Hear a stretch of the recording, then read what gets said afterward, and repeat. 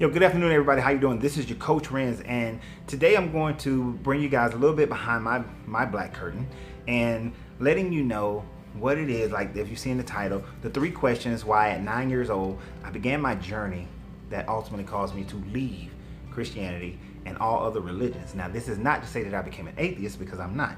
I still believe in a divine creator. But what I do not believe in is religion. I believe that religion is man's way of control. But there were 3 questions that I had beginning at 9 years old. These were my first 3 questions. Not in as far as what were the most important things, what were the catalysts that took me over the top. These are just like the first 3 main questions that I began to ask. Ministers could not answer answer it sufficiently, or they just didn't have the background. And let me give you a little bit of historical idea on that. Back in when I'm 45. So when I first asked these questions at 9 years old, the church that we were going to, I found out later the minister couldn't read.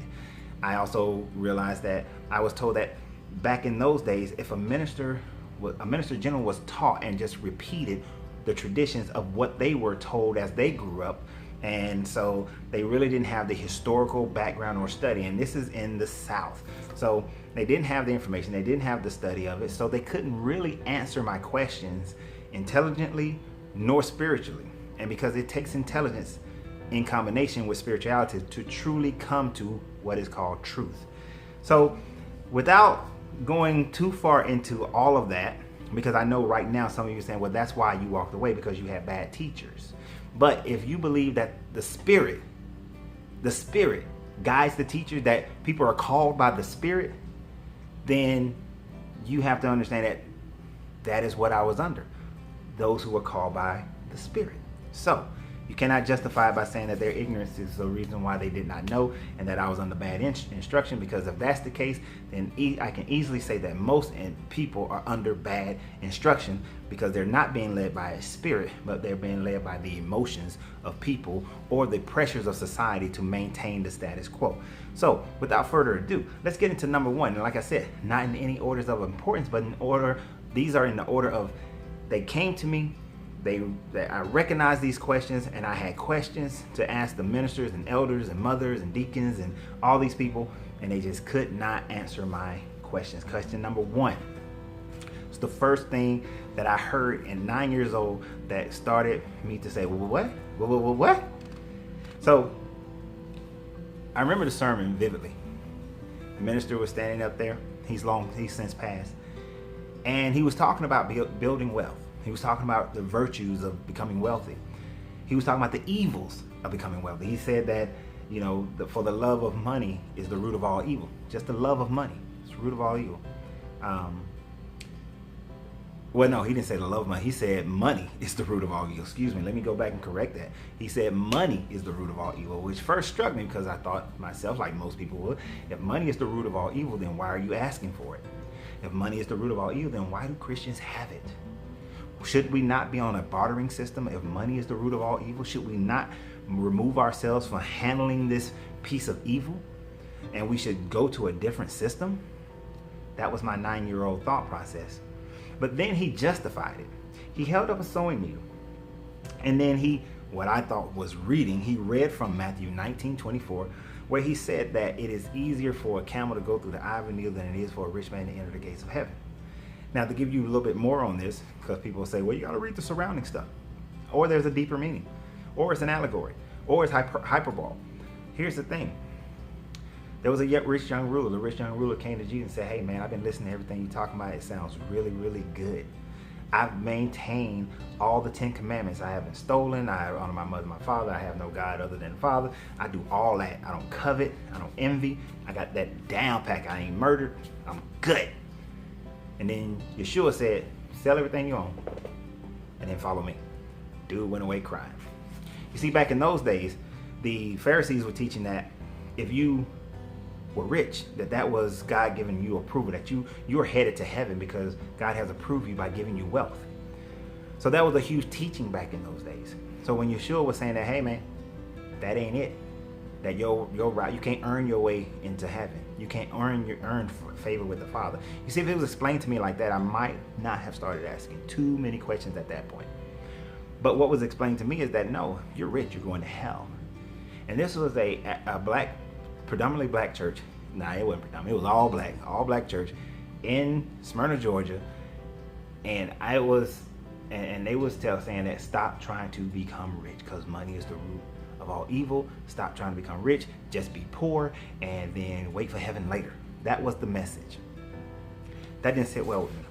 I did not like being poor. I did not like not having food. I did not like not having furniture to sit on. I didn't like it's wintertime and I'm still wearing shorts. I did not like being poor. So it bothered me that this man is set up here saying remain poor, and people are clapping and amening and stomping their feet, and it didn't make sense. So I went up and I asked the question, and for months I tried to figure it out. I was like, well, maybe if I liquefy the camel, I can get it through the eye of a needle, because he held up a sewing needle, a little small sewing needle. I said, maybe if I liquefy the camel, or I just tried to come up with so many different ways of getting this camel through this eye of a needle. I recognize that, it's difficult. It's difficult. I get that. At 9 years old, I understood that it's difficult, but it's certainly got to be possible. But that's not the message that he was saying. He was saying, no. Every time I would ask a question, every time I present a method for getting a camel through the eye of a needle, he would just say, no. Rich people go to hell. And I said, well, what about all these rich people who are doing wonderful things for people? No. They covet money, so they're going to hell. I said, so even these people who are, giving away all this money, all their good is for nothing? And I knew back then, I said, so Andrew Carnegie, he paid tithes from the first check he got, and he started out poor until he became the richest man in America.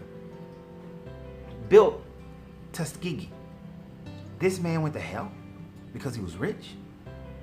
He did evil things to become rich.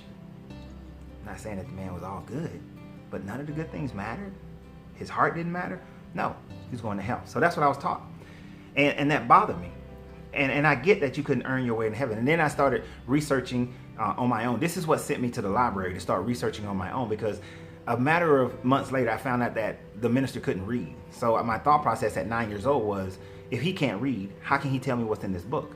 And I wasn't accepting of the idea that he's just teaching what he had been told over and over again, because growing up in the South, I recognized that many black families remained in their same situation because they kept repeating what they were told before, and that bothered me. So this began my journey. I started researching different things on wealth, and what I realized at that time frame, that you are supposed to have abundance, but it is not to become your master. That you don't break your morality just to make money. That having money is good, because you can't help the poor efficiently if you don't have the money to do so. You can't build houses and places for women to escape from abusive situation if you don't have the money to do so. You can't go and feed the hungry. You can't go and dig a well in a third world country if you don't have the money to do so. So without the money, you can't. But what you do not do is build elaborate churches. You do not, as the minister, have an 18,000 square foot home. You don't tell your congregation that you need to get a jet when many of your congregation are struggling to make their car note, if they even have a car, and not still riding the bus. When money takes over, you begin to serve the money. But it is good to have money. Money allows you to do a lot, because money is just a tool. And that is what they could not teach me back then. Now you can teach me that today. But the problem is that if that was the only question I had, I probably would have stayed a Christian. But a few years later, I had my second question. My second question was, why did God take away Pharaoh's free will? If God's idea was to see if man would obey him or not, and that is the reason why we got free will, because of course the Garden of Eden story didn't make sense in effect of why would you put a tree in the garden that the man is not supposed to eat? Why would God tempt man with a tree? Then why would God allow Satan to come in and tempt man again?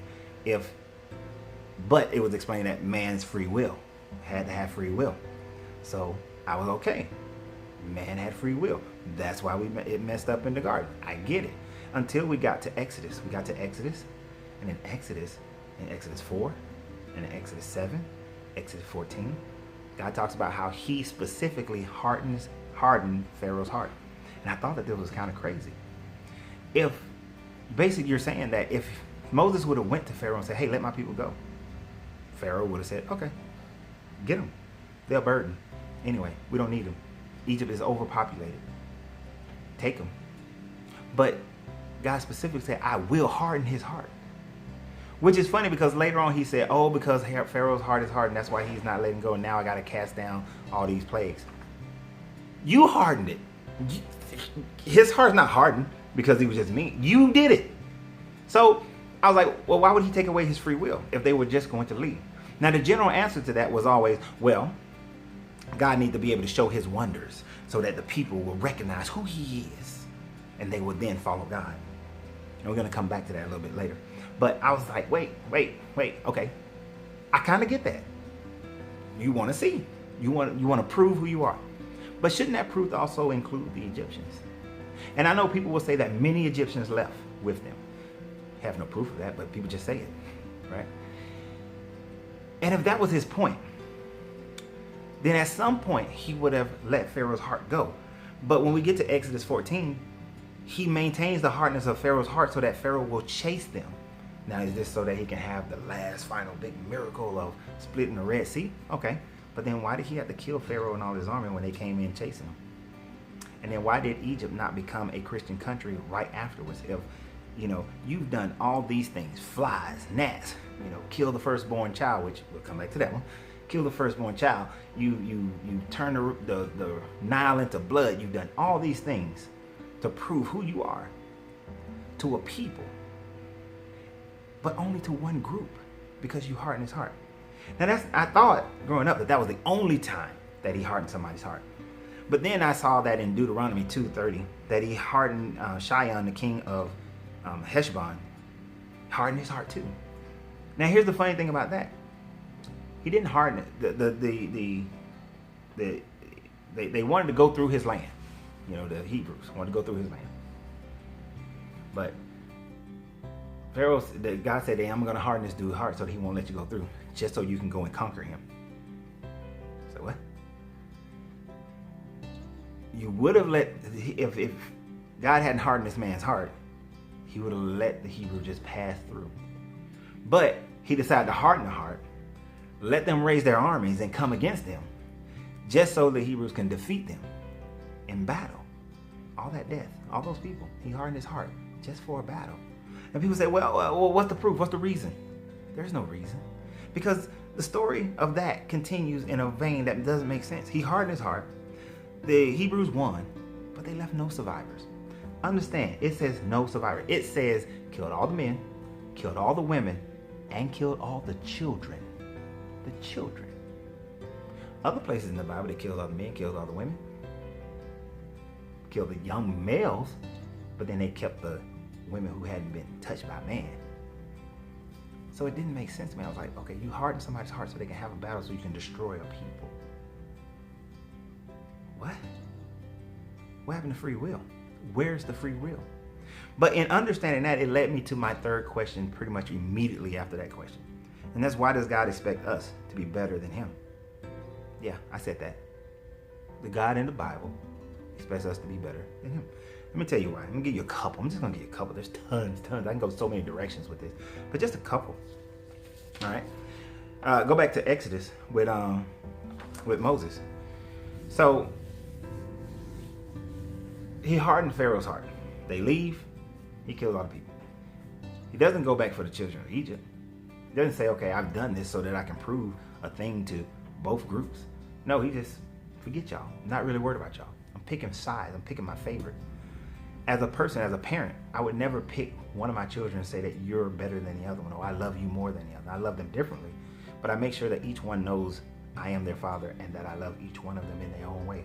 I spend time with each one of them individually and as groups, but I make sure that each one of my kids know that neither are left out, regardless of what the others are doing.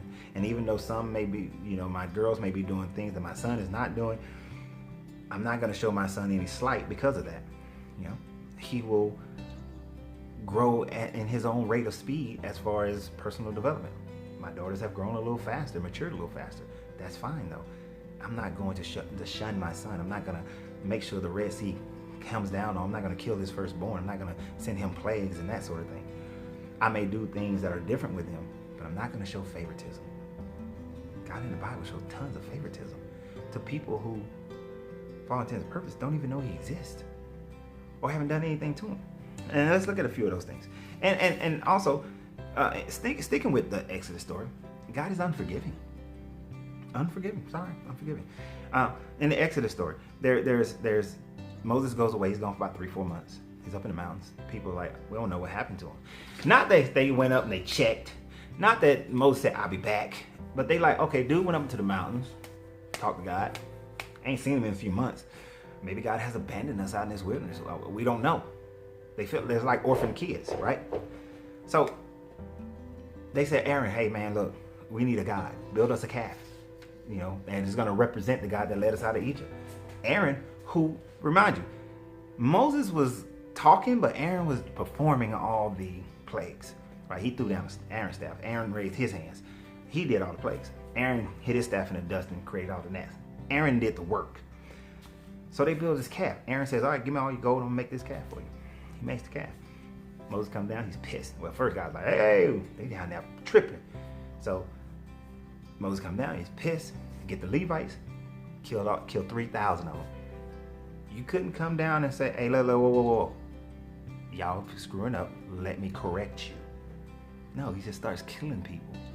Right? Killing them. Let's look at some of that. Let's stay in that vein. All right, so Adam and Eve, they make a mistake. Get out the garden. Not, let's fix it. Get out of the garden. Cain killed Abel. I'm going to put a mark on you, Cain, and get away and go away, run away. Sodom and Gomorrah. Well, no. Sodom and Gomorrah. Yeah, we'll go ahead and stay there. You mean to tell me that there wasn't a baby that was born like the day before? There wasn't a baby that was born like a year before when he was only 1 or 2 years old? There weren't like 10 children who were running around who hadn't committed any sins, but yet God killed them anyway when he destroyed Sodom and Gomorrah. Even though him and Abraham was having this conversation, he was like, look, can you find 1 person, 2 people, 3 people, something, 10, 50? I'm sure that there were 10 children who were innocent that was in Sodom and Gomorrah, and they were murdered. But we're supposed to, if American troops, because I was in the Marine Corps, if American troops go into a city and we bomb something, if there are innocent women and children who die, we're held accountable for that. We are expected to be held accountable for it. We're expected to be better than God. God just destroys. Flood. God, theoretically, in this story, he floods the whole world. You mean to tell me there were people in the Americas and China who never heard of your Mesopotamian God, but yet they all were wicked and died. They never heard of him, never knew who he was, but they all were wicked and they all died. And I can go on and on about different cultures that was around during and after the flood, but they all died. Flood story is not really, anyways, allegory. There's one I want to hit about death before that, but I told you in Deuteronomy 2:30 with the king of Heshbon, he killed everybody. Everybody. What did the 4-year-old have to do with that? Nothing. You killed everybody. Everybody. No, all the innocents. Then there was this idea, sins of the father cast down to the son. So my dad, I did not grow up with him.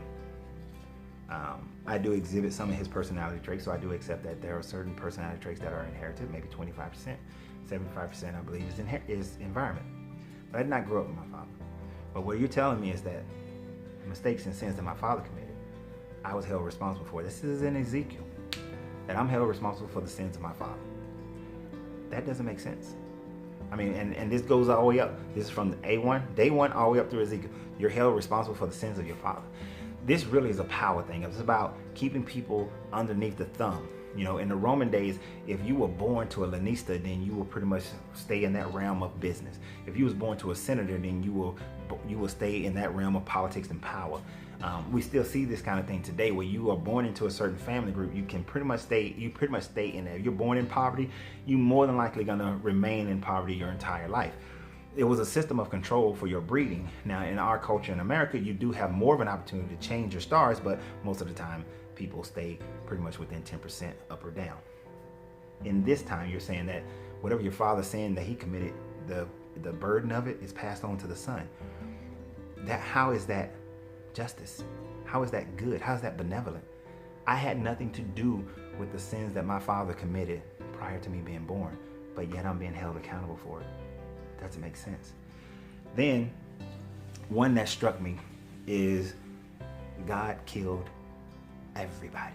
He killed the Amorites, the Hittites, the Perizzites, the Canaanites, the Hivites, and the Jebusites. Killed all of them. Wiped them all out. God wipes out an entire civilization. And let me tell you how this was explained to me, and it's still explained today. It says that God, like for the Canaanites, for example, they were practicing, this is what they claim, there's no proof of it, but they were practicing child sacrifice. Now, God had to kill all of them because they had the foresight to know that if he allowed those kids to grow up, they would perform child sacrifice and they will all commit sins and they will all die and go to hell. So he saved those innocents, and that's why he had to have all of them killed. That will be in the same way if we said today that, well, since this man committed murder, his children are going to commit murder, so let's go ahead and kill his kids. There was a movie that Tom Cruise did that was like that, and I'm sure somebody's going to remind me, but there was a movie where they put people in jail for crimes that they have not committed yet. This is the same light. This would justify if black people wanted to go out and kill all the descendants of slave masters, because we would be saying that, well, since the slave owner did it, then we got to kill all his kids in order to prevent them from doing it. If you go find the cop who shoots a black man who was innocent, who didn't do anything wrong, should we then go kill that cop's kids? Because we're saying that, well, since the cop did it, his kids are going to do it, and we don't want that kid to have to deal with that sin, so let's just let's kill him now so he'll go to heaven. That is the justification for God killing entire tribes of people, entire tribes, the whole thing. And then here's another thing about that one, just throw this in. If God killed all the Canaanites and black people are the descendant of Canaanites, then why are there black people here? Why are there black people here? If we all descend, if Ham's kids some of Ham's kids became Canaanites, and Canaanites were the black people, why are there black people here? Shouldn't we all black people be gone? Yeah, doesn't make sense because it's wrong. These were just a few questions that began my journey for me to leave Christianity and to leave religion in itself, because I found the same similarities, certain things like that in Islam, Judaism, the Buddhists, everything, that made me realize that God is not subject to a religion. God, the creator, is much larger than any religion, any box that you can put him in, that the creator is inside you and dwells inside you. It was many years of world traveling, many years of study, many years of meditating, many years of going beyond what somebody just told me or what this book just says, and understanding the history and the cultures behind everything and the power play. Just like if you want to solve a crime, follow the money, follow the power, and you will start to understand a religion a lot better. So in understanding that, it causes me to walk away from religion. But in that walking away, I went through a time of struggle. I went through a time where emotionally I was like feeling like, what am I going to do? But in that struggle, I came out on the other side realizing that I found spirituality, that I found my true connection to the Creator. When I opened myself up to His truth, to the knowing who He is through me, inside me, and not caring about what other people thought and not being in fear of other people's thoughts, then I recognized that the true Creator dwells inside me and that I am connected to the Creator in all things. And this is the truth of spirituality, not religion. So I encourage everyone out there now who are on that journey, don't give up, don't stop. Keep learning, keep growing, keep meditating. And when you go through struggle, circle yourself with people who are going through that struggle or who have already completed that struggle, and you will find peace. So free yourself to be yourself.